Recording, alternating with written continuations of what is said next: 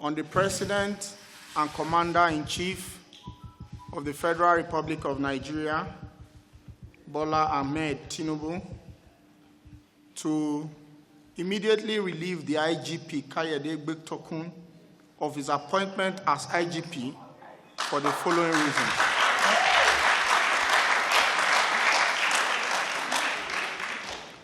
Our concern is born from the fact that a public officer who misleads the president is causing confusion in the country and may lead to chaos, which is antithetical to his duty as a police officer.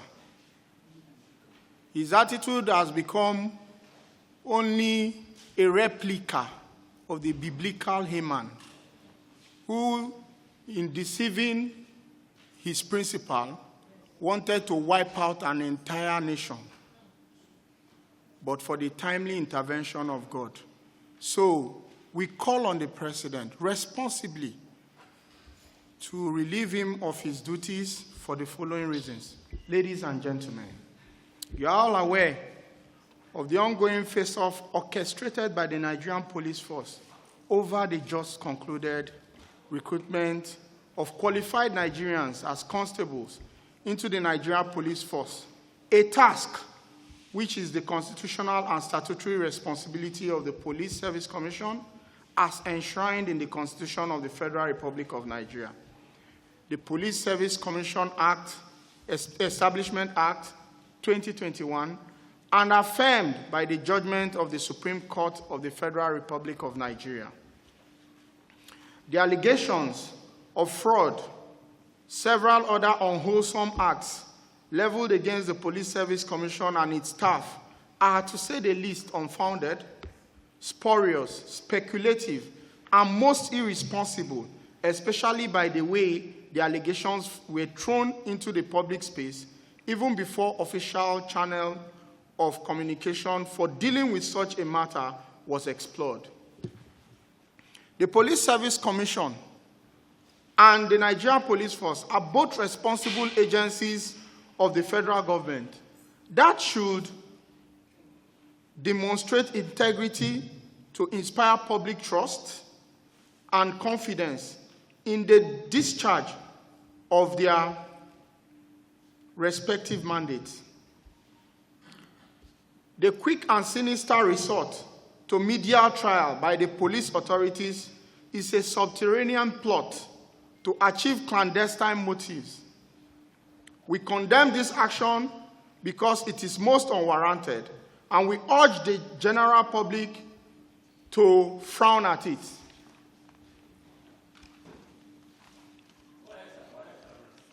For us as a union, members of the Police Service Commission, it has become very necessary to make our position known to the general public in defense of the actions of the Commission's leadership and the integrity of the processes in the recent recruitment of police constables.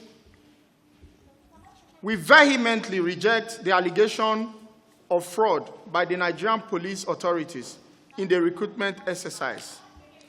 As public servants committed to the due process, we do not take the allegations lightly because we are fully conscious of the implications thereof. We therefore wish to address the allegations directly.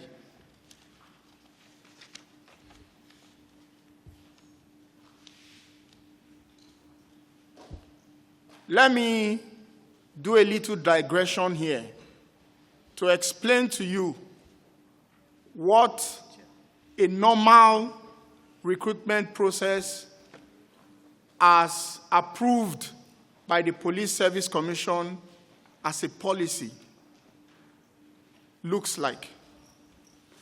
In the recruitment of suitable Nigerians into the Nigerian Police Force, it is usually begun by an advertorial declaring vacancies for such positions, which normally runs for a period of not less than 6 weeks. The applications are usually done online by interested applicants, Nigerians, and with the use of their national identity information, that is data from the national identity, which is integrated into the system such a way that if you are overaged or you have a problem, perhaps you are not a bona fide Nigerian or something like that, will naturally screen you out. On that system too, it is expected that applicants upload their academic qualifications to be able to determine if they have the requisite qualification to apply. Those who do not have are usually equally screened out from that first stage. This is a system that is synchronized right to the National Identity Management Commission, and that was how this process was begun and hosted on the portal of the Nigerian Police Force. After that process, the next stage is usually the stage where the staff of the commission go on the field along with the Nigerian police men and officers to carry out physical and document screening of applicants who have been screened through to participate in that stage.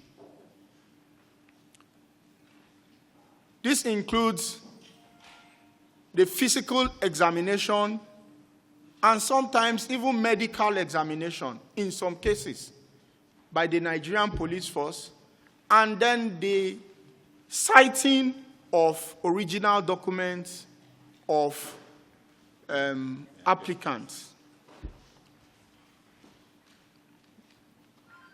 You would agree with me now that that first stage here, because we are trying to prove to the whole world that what they say about people coming in without, people untrainable, people being employed, the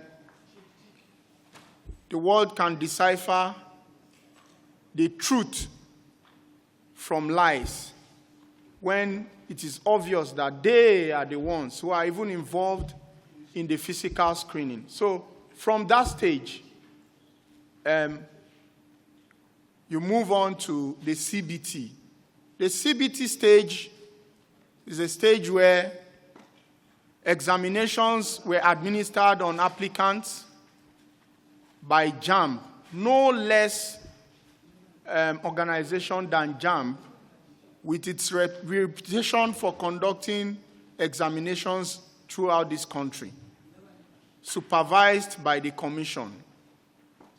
After that stage, those candidates who scored the higher points are selected to have been duly employed into the Nigerian Police Force to go and face the medical aspect of the screening, which is handled by the Nigerian Police Force with the Police Service Commission observing. If you look at this entire process, it is clear that the Nigerian Police Force had been involved in the process of recruitment from the beginning to the end. In fact, even more involved than the Police Service Commission itself. So we are left bewildered how a people who have been involved in a process from the beginning to the end, concluded the process, are now complaining that they were shortchanged or that what we have is fake.